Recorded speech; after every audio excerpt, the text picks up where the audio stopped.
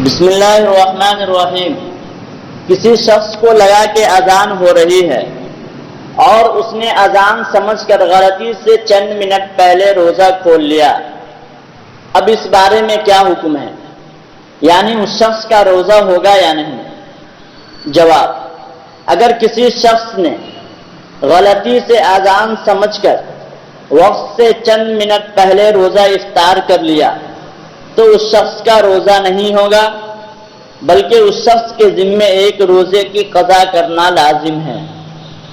دوسرا مسئلہ یہ ہے کہ مؤذن نے وقت سے پہلے اذان دے دی اور اذان سن کر لوگوں نے افطار کر لیا، تو کیا اس سے روزہ ادا ہوگا یا نہیں؟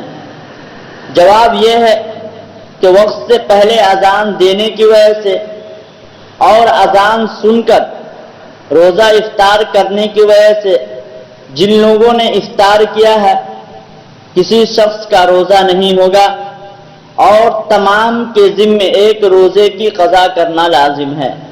واللہ اعلم بالصواب۔